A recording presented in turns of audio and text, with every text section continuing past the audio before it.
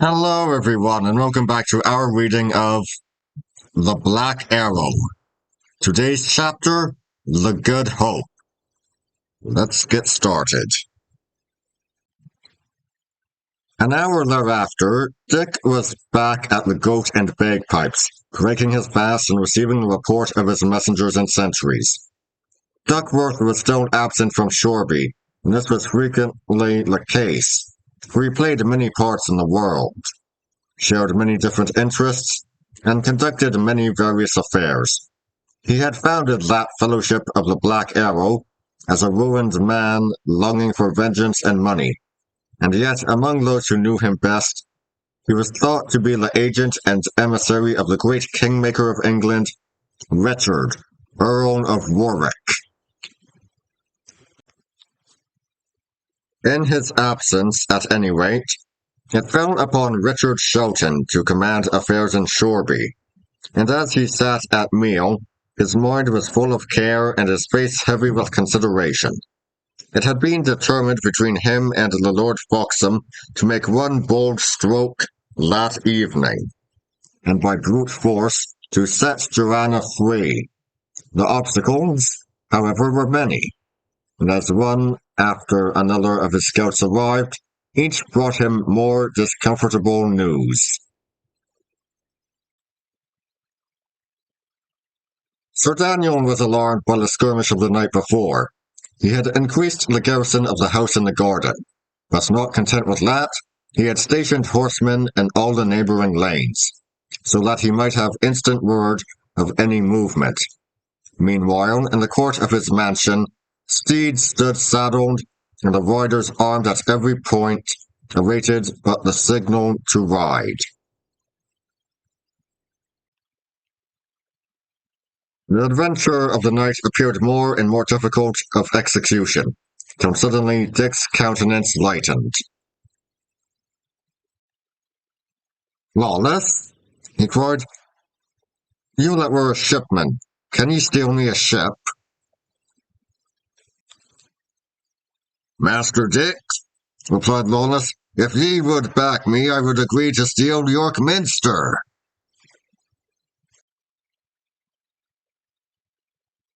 Presently after, these two set forth and descended to the harbour. It was a considerable basin, lying among sandhills and surrounded with patches of down, ancient ruinous lumber, and tumble-down slums of the town. Many decked ships and many open boats either lay there at anchor or had been drawn up on the beach.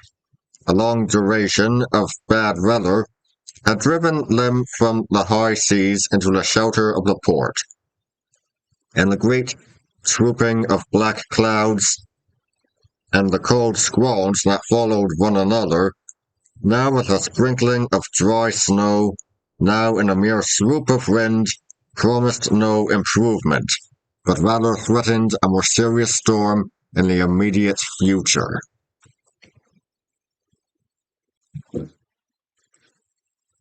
The seamen, in view of the cold and the wind, had for the most part slunk ashore and were now roaring and singing in the shoreside taverns. Many of the ships already rode unguarded at their anchors, and as the day wore on and the weather offered no appearance of improvement, the number was continually being augmented. It was to these deserted ships, and above all, to those of them that lay far out, that Lawless directed his attention, while Dick, seated upon an anchor that was half embedded in the sand, and giving ear, now to the rude, potent, and boding voices of the gale, and now to the hoarse singing of the shipmen in a neighbouring tavern, soon forgot his immediate surroundings and concerns in the agreeable recollection of Lord Foxham's promise.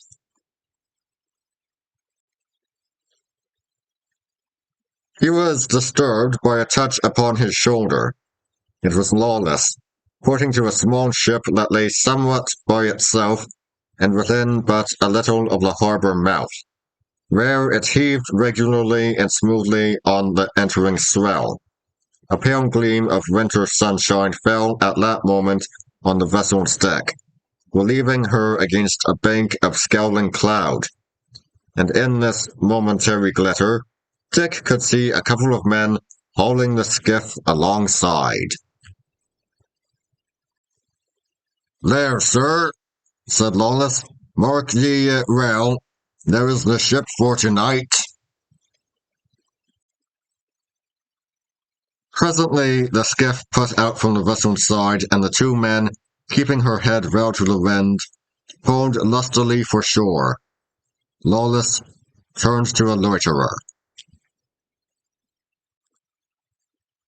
"How called ye her?" he asked, pointing to the little vessel. "They called her the Good Hope of Dartmouth," replied the loiterer. "Her captain, Arblaster by name. He pulleth the bow oar in yon skiff." This was all that Lawless wanted. Hurriedly thanking the man, he moved round the shore to a certain sandy creek for which the skiff was heading. There he took up his position, and as soon as they were within earshot, opened fire on the sailors of the Good Hope. "What? Gossip Arblaster?" he cried. "Why ye be well met, nay, gossip ye be right well met. And is that the Good Hope? I would know her among 10,000. A sweet a sweet boat. But marry come up, my gossip, will ye drink? I have come into mine estate, which doubtless ye remember to have heard on. I am now rich. I have left to sail upon the sea. I do sail now for the most part upon Spicedale. Come, fellow, lie hand upon it. Come drink with an old ship fellow." Skipper Arblaster, a long-faced, elderly, weather-beaten man with a knife hanging about his neck by a plaited cord, and for all the world like any modern seaman in his gait and bearing, had hung back in obvious amazement and distrust. But the name of an estate and a certain air of typified simplicity and good fellowship which Lawless very well affected, combined to conquer his suspicious jealousy. His countenance relaxed, and he at once extended his open hand and squeezed that of the outlaw in a formidable grasp.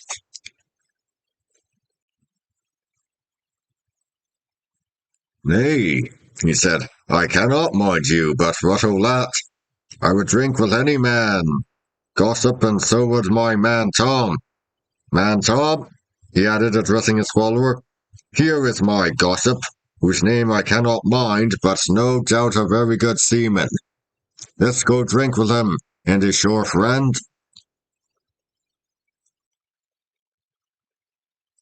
Lawless led the way, and they were soon seated in an alehouse, which, as it was very new, stood in an exposed and solitary station, was less crowded than those nearer to the centre of the port. It was but a shed of timber, much like a blockhouse in the backwoods of today, and was coarsely furnished with a press or two, a number of naked benches and boards set upon barrels to play the part of tables. In the middle, and besieged by 100 violent draughts, a fire of wreckwood blazed and vomited thick smoke.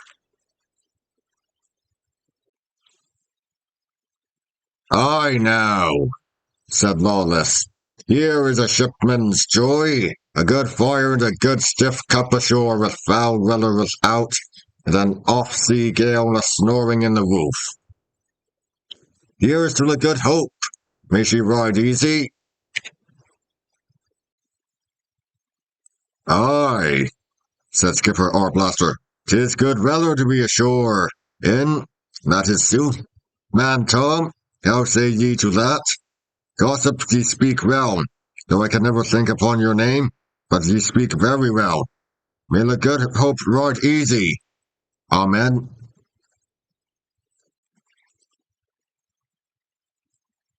Friend Dickon, resumed Lawless, addressing his commander, ye have certain matters on hand, unless I err. Well, prithee be about them incontinently, for here I be with the choice of all good company, two tough old shipmen. Until that ye return, I will go warrant these brave fellows will bide here, and drink me cup for cup. We are not like shoremen, we old tough Terry Johns.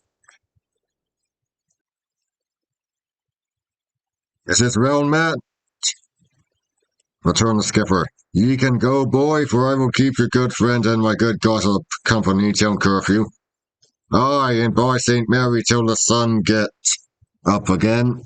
For look ye, when a man hath been long enough at sea, the salt getteth me into the clay upon his bones. And let him drink a draw well, he will never be quenched.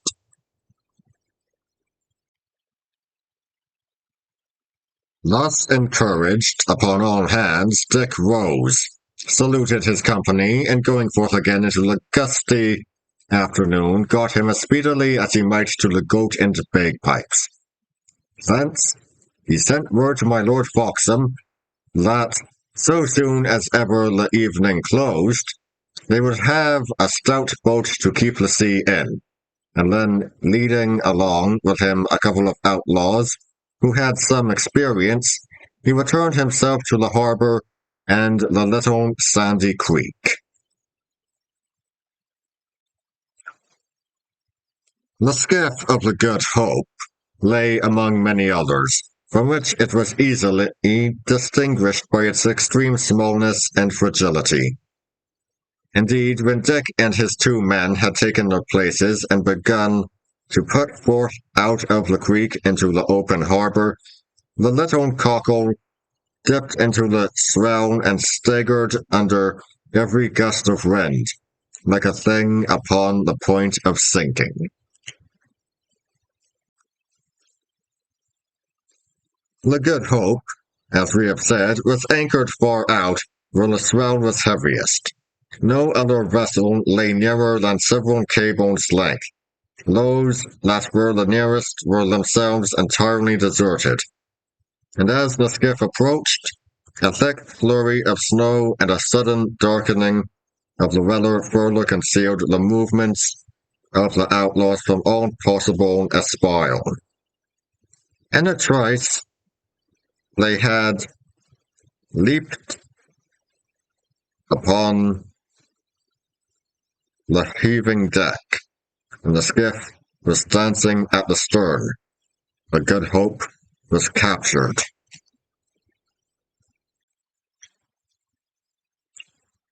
She was a good stout boat, decked in the bows and amidships, but open in the stern.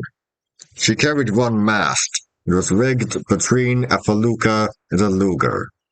It would seem that Skipper Arblaster had made an excellent venture, for the hold was full of pieces of French wine, and in the little cabin, besides the Virgin Mary and a bulkhead which proved the captain's piety, there were many lock-fast chests and cupboards, which showed him to be rich and careful. A dog, who was the sole occupant of the vessel, furiously barked and bit the heels of the boarders, but he was soon kicked into the cabin and the door shut upon his just resentment. A lamp was lit and fixed in the shrouds to mark the vessel clearly from the shore. One of the wine pieces in the hold was broached, the cup of excellent Gascony emptied to the adventure of the evening. And then, while one of the outlaws began to get ready his bow and arrows and prepare to hold the ship against all corners, the other hauled in the skiff and got overboard where he held on, waiting for Dick. Well, Jack, keep me a good watch, said the young commander, preparing to follow his subordinate. Ye will do right well. Why, returned Jack, I shall do excellent well indeed, so long as we lie here. But once we put the nose of this poor ship outside the harbour, see there she trembles. Nay, the poor shrew heard the words, and the heart misgave her in the oak tree ribs. But look, Master Dick, how black the weather gathers.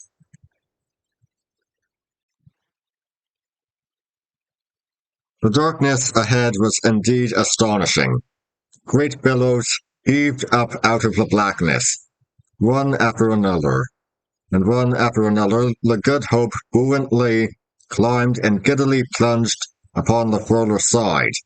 A thin sprinkle of snow and thin flakes of foam came flying and powdered the deck, and the wind harped dismally among the rigging.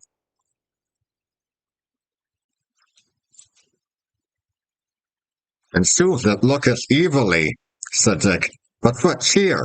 'Tis but a squall, and presently it will blow over."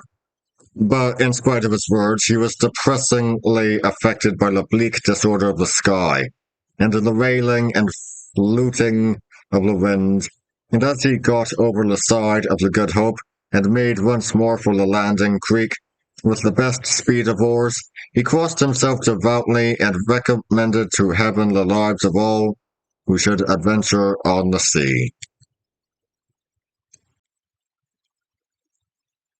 At the landing creek, there had already gathered about a dozen of the outlaws. To these the skiff was left, and they were bidden embark without delay.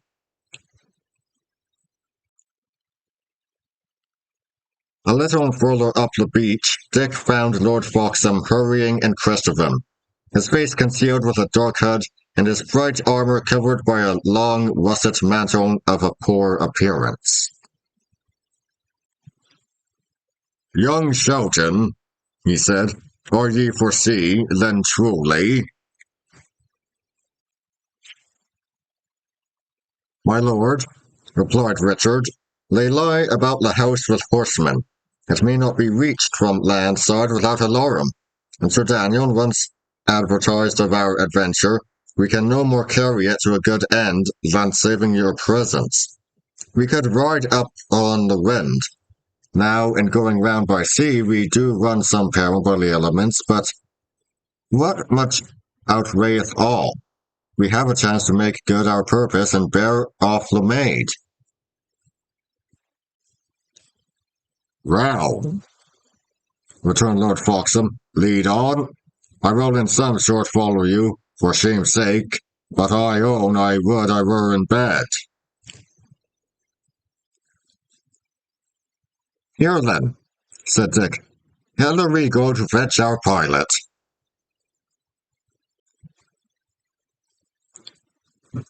And he led the way to the rude alehouse where he had given rendezvous to a portion of his men. Some of these he found lingering round the door outside, others had pushed more boldly in, and choosing places as near as possible to where they saw their comrade, gathered close about Lawless and the two shipmen. These, to judge by the distempered countenance and cloudy eye, had long since gone beyond the boundaries of moderation. But as Richard entered, closely followed by Lord Foxham, they were all three turning up an old pitiful sea ditty to the chorus of the wailing of the gale.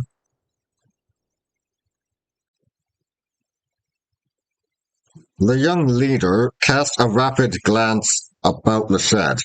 The fire had just been replenished, and gave forth volumes of black smoke, so that it was difficult to see clearly in the further corners. It was plain, however, that the outlaws very largely outnumbered the remainder of the guests.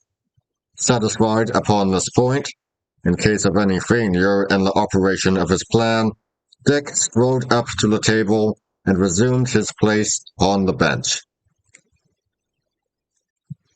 "Hey!" cried the skipper tipsily. "Who are ye, eh?"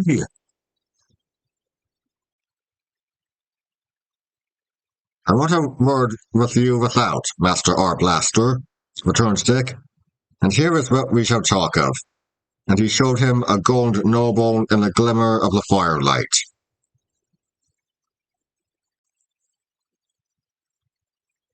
The shipman's eyes burned, although he still failed to recognize our hero.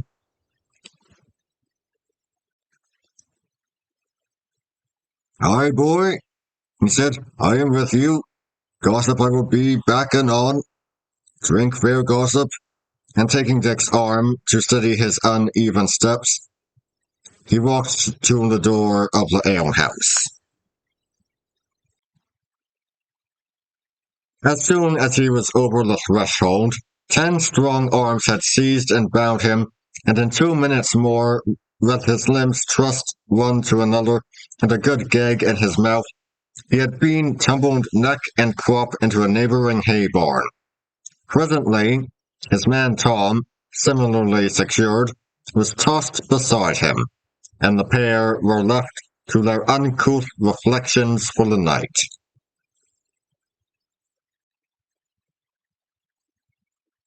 And now, as the time for concealment had gone by, Lord Foxham's followers were summoned by a preconcerted signal, and the party boldly taking possession of as many boats as their numbers required, hauled in a flotilla for the light in the rigging of the ship.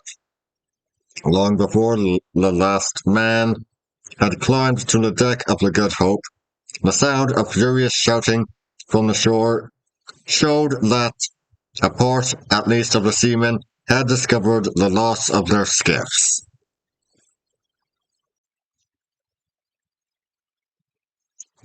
But it was now too late, whether for recovery or revenge. Out of some 40 fighting men now mustered in the stolen ship, 8 had been to sea and could play the part of mariners. With the aid of these, a slice of sail was got upon her. The cable was cut. Lawless, vacillating on his feet and still shouting the chorus of sea ballads, took the long tiller in his hands, and the Good Hope began to flit forwards into the darkness of the night, and to face the great waves beyond the harbour bar. Richard took his place beside the weather rigging, except for the ship's own lantern and for some lights in Shoreby town that were already fading to leeward. The whole world of air was as black as in a pit.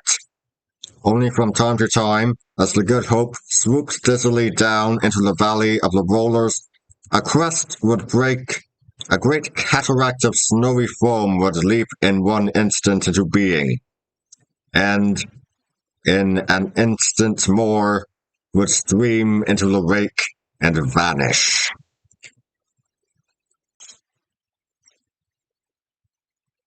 Many of the men lay holding on and praying aloud. Many more were sick and had crept into the bottom where they sprawled among the cargo. And what with the extreme violence of the motion and the continual drunken bravado of Lawless, still shouting and singing at the helm, the stoutest heart on board may have nourished a shrewd misgiving as to the result.